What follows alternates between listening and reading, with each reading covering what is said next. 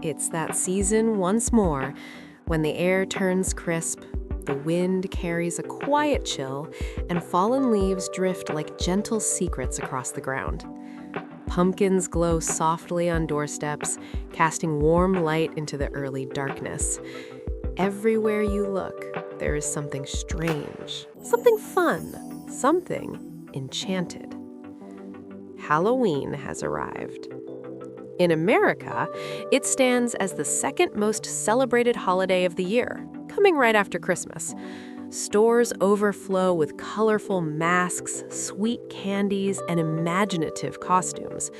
Children buzz with excitement, debating who they will become: a spooky witch, a floating ghost, or perhaps their favorite superhero. Parents smile through their tiredness, helping carve glowing pumpkins and stretching fake spider webs across the porch. Teenagers gather for late-night horror movies and whispered dares. And somewhere down the street, a neighbor transforms his home into a twisting, haunted maze. Halloween feels like a night when everyone, young and old, is free to pretend, to slip into another identity, to step into the unknown, but with laughter instead of fear. But, my friends, have you ever paused to wonder, where did all of this begin? Why do we dress in disguises, light candles, and tell eerie stories every October? Is it only a night of entertainment, or does it carry a deeper meaning hidden beneath the costumes and candy? Some say it is a Christian tradition. Others believe it comes from ancient pagan rituals. And many, curious but uncertain, simply shrug and say, "I'm not sure, but I enjoy it." The truth, as history often reveals, is far more complex and far more captivating. Halloween is not just a single tale. It is a tapestry of many stories woven together, of early farmers watching the slow turn of the seasons, of priests and missionaries reshaping old beliefs, and of travelers and immigrants carrying their customs across distant oceans into unfamiliar lands. It is a story of fear and faith, of endings and new beginnings, and of how human beings across countless generations found light and celebration even in the presence of darkness. So tonight, as we walk beneath the pale autumn moon, let us journey back, far back, to a time before candy bowls and playful masks. Let us uncover the shadowed origins of this haunting yet beautiful celebration, and together ask the question, what truly is Halloween? Long before sweet treats, clever disguises, and glowing pumpkin faces, the ancient Celtic roots, Samhain, there existed a night of fire and uncertainty, a night when ancient Celtic tribes gathered beneath a darkened sky and whispered to one another, "Tonight, the boundary between worlds grows thin." This night was known as Samhain, spelled Samhain, but spoken as Samhain. For the Celts, who lived over 2,000 years ago across what is now Ireland, Scotland, and parts of France, Samhain marked the end of the harvest and the arrival of winter, a powerful moment of transition when warmth faded and cold shadows stretched across the land. It was their New Year's Eve, a turning point when one cycle ended and another quietly began. They believed that during this night, the invisible wall separating the living from the realm of the dead dissolved. Spirits, gentle and dangerous alike, could wander freely among the people.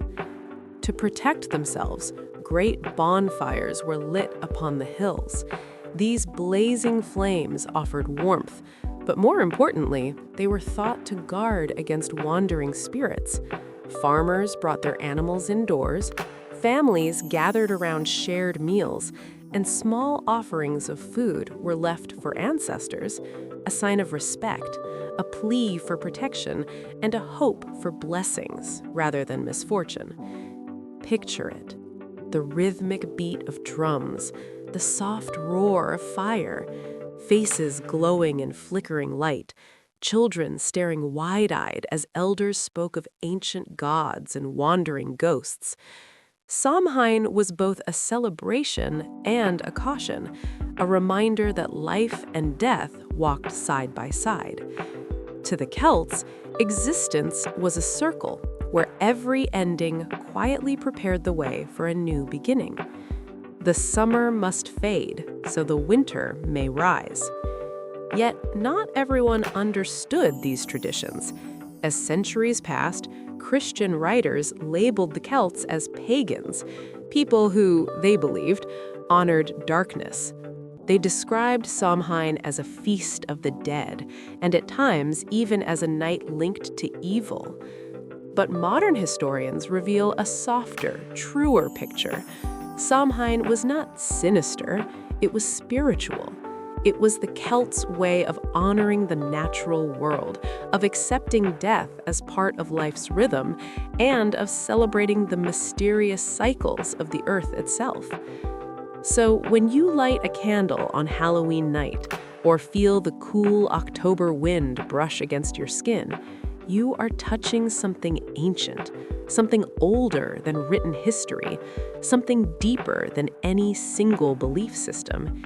You are touching the echo of Samhain, the sacred night when fire met shadow and the living whispered gently to the dead. As time marched forward, the fires of Samhain slowly dimmed, but they never completely vanished. The world was changing.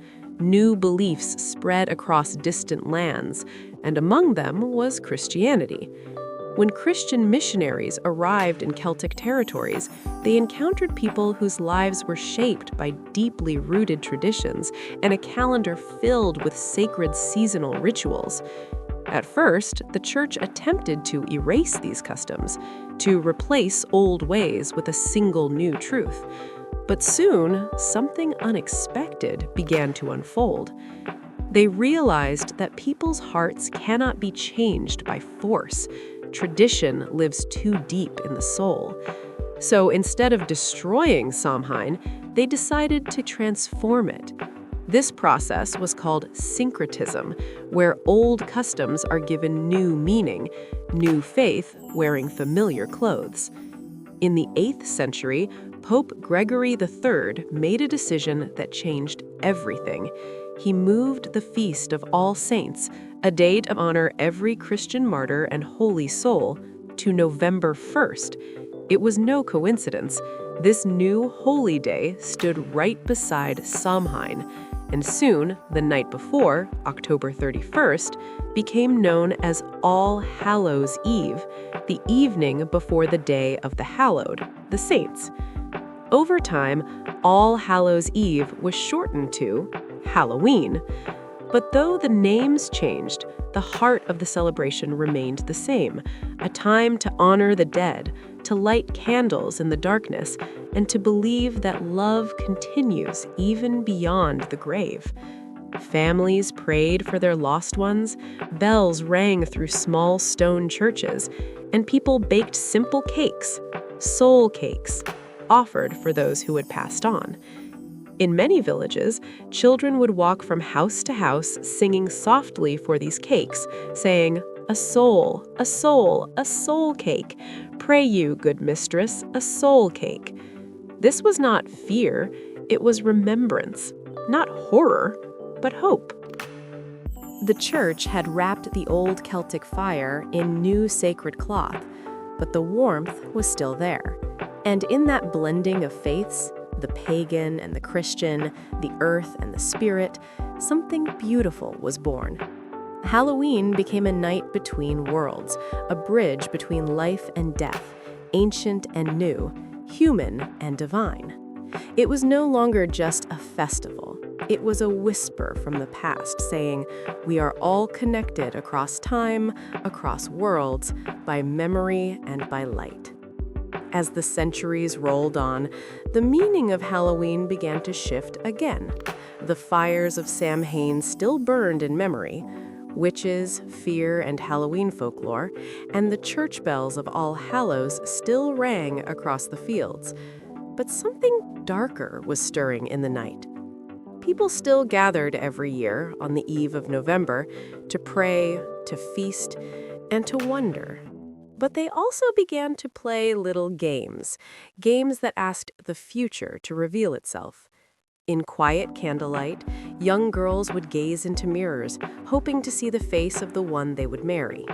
In small cottages, families tossed hazelnuts into the fire, each nut named after someone they loved, and they watched carefully. The nut that burned the brightest, they said, would belong to their true heart. These were not just superstitions, they were hopes wrapped in mystery. Autumn was the season of endings, and people wanted to know what would begin next. But not all stories from those nights were kind. Old tales tell of women who knew herbs, who could heal with roots and whispers. Some called them wise, others witches. Fear grew where faith and ignorance met. The church, powerful and anxious, looked upon the old traditions with suspicion. They saw in the flicker of firelight not prayers, but pacts. Not healing, but heresy. And so began the long, dark shadow of the witch hunts. In the 15th and 16th centuries, books like the Malleus Maleficarum, the Hammer of Witches, spread across Europe, warning that witches walked among the people. In 1590, King James of Scotland, later King James I of England, accused a group of women of gathering on Halloween night to cast spells against him. From that moment on, the night of Halloween would never feel the same. Whispers filled the villages that on October 31st, witches flew through the sky, fairies danced with the dead, and spirits roamed the crossroads. And yet, strangely, people still loved the night. They feared it, but they also needed it. Halloween became a mirror of the human heart, half shadow, half light. It was the time to laugh at fear, to dress as the very thing that scared you most, to dance with darkness just for one night. On Halloween night, an old Irish saying goes, the veil grows thin and the brave grow bold. So, when you carve a pumpkin or wear a costume today, remember, you are taking part in a tradition that once danced on the edge between faith and fear, between fire and frost, between the witch and the saint. Halloween had now become something new, a night of mystery, danger, and imagination. Halloween comes to America. A new tradition emerges. And from that darkness, the modern story of Halloween was about to rise. For a time, it seemed that Halloween was fading away.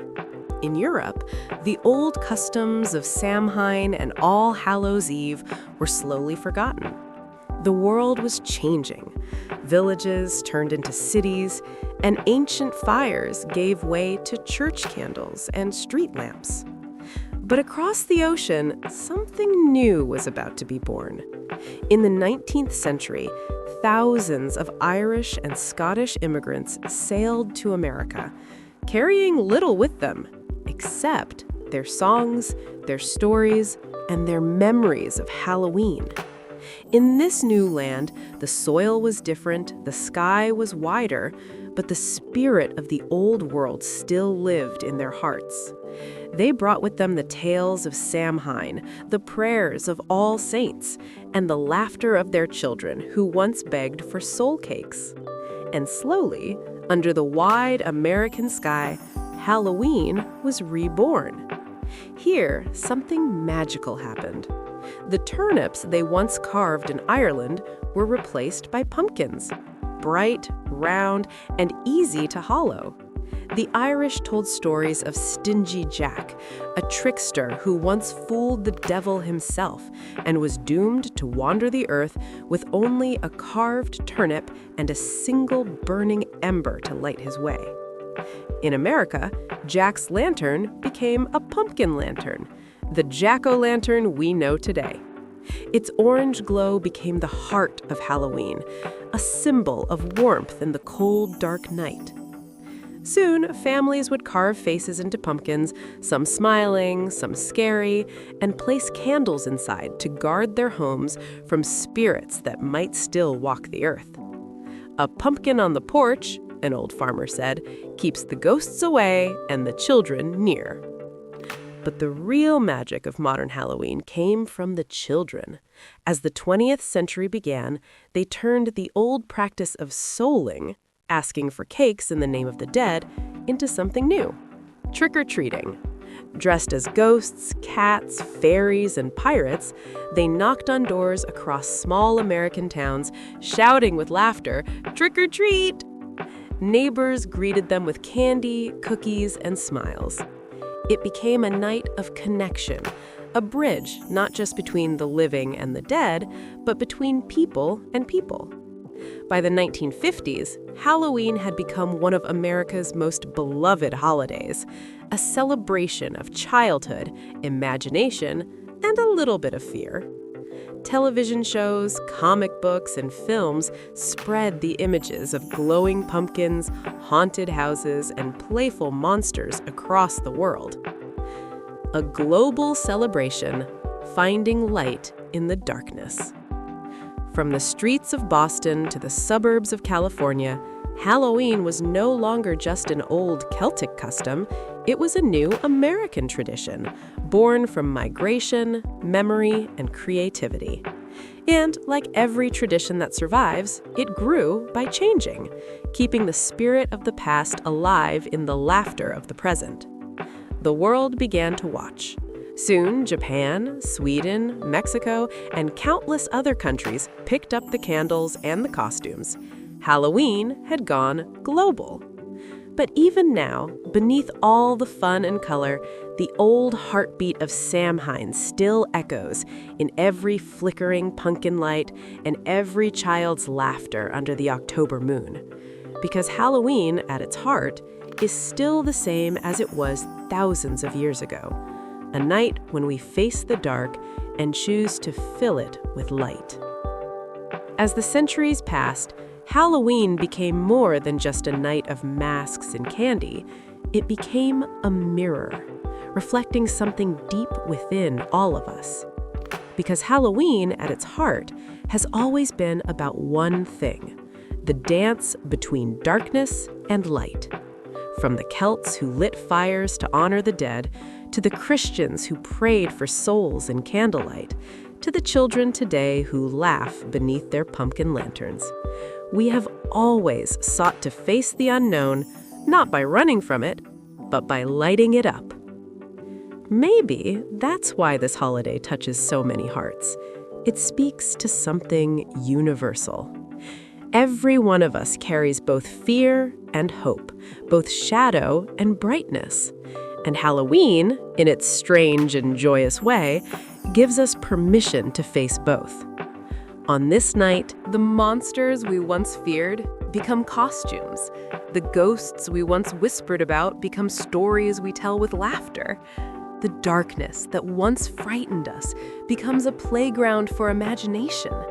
Fear, as philosopher Alan Watts once said, is the shadow of the unknown, and when we turn toward it, we find not terror, but understanding. Halloween reminds us of that truth. It tells us that courage is not the absence of fear, it is walking through fear with light in your hands. And in that light, the glow of a candle, the warmth of a smile, the laughter of children, we find what every culture, every generation has always searched for: connection.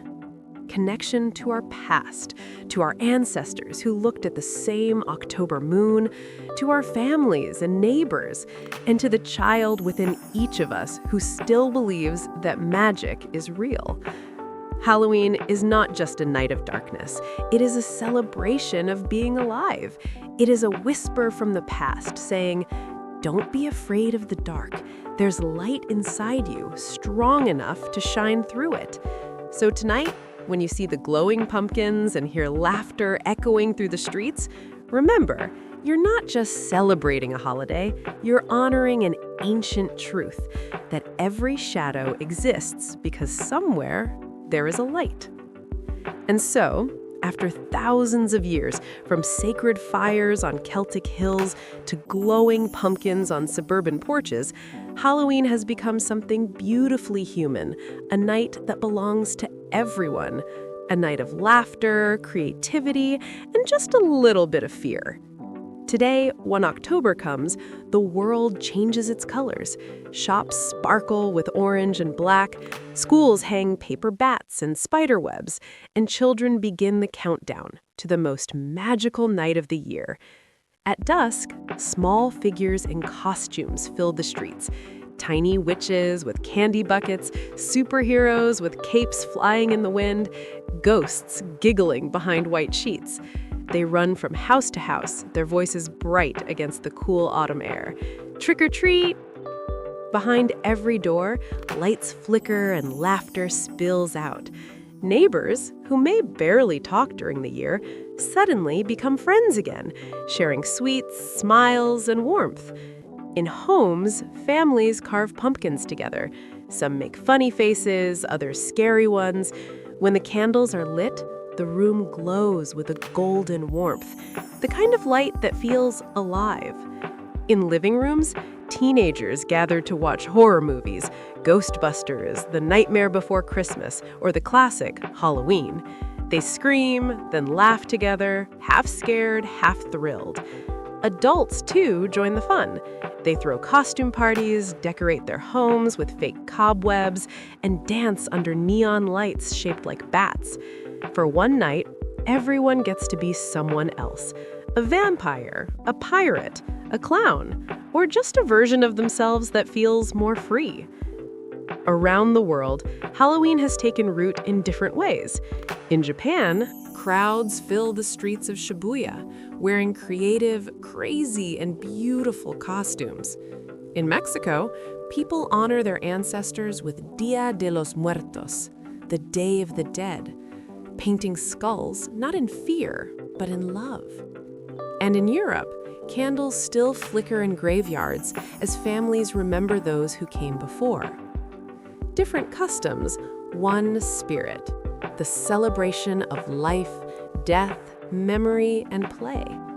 Because Halloween, at its best, reminds us to pause, to take one night to laugh with friends, to share sweets with strangers, to feel the chill of the air and the warmth of being alive.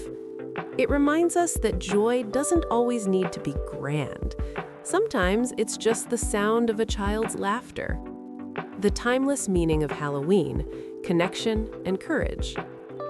Echoing down a quiet street or the soft glow of a pumpkin by the door. Life, wrote poet Mary Oliver, is precious, wild, and short, and the world offers itself to your imagination. That is Halloween, a night when imagination comes alive and fear turns into wonder. So as you step into this season, light your candle, put on your favorite costume, and smile at the ghosts of your own worries. They'll fade as laughter takes their place. Happy Halloween, my friends. May your night be full of stories, your heart full of courage, and your spirit forever young. And so, my friends, our journey through the story of Halloween comes to an end. From the flickering fires of Samhain to the solemn prayers of All Saints' Day to the laughter of children under the October moon, we have walked through thousands of years of memory. Halloween, we've learned, is not just about ghosts or candy. It's about what it means to be human, to remember, to imagine, and to celebrate life, even in the face of darkness. In every candle that burns, in every pumpkin that glows, there's a story of fear, of faith, and of hope. And maybe that's what makes this holiday so timeless. It invites us to pause, to breathe, and to see that beneath the masks, we're all the same, just souls trying to find warmth and light in this vast, mysterious world. So tonight, wherever you are, may you laugh a little louder, love a little deeper, and look at the night not with fear, but with wonder. If you enjoyed this episode, take a moment to like, share, or subscribe so more people can join us on journeys like this one. Thank you for listening, for learning, and for feeling with your heart. Until next time, this is Eco Haven, wishing you peace, light, and a truly happy Halloween.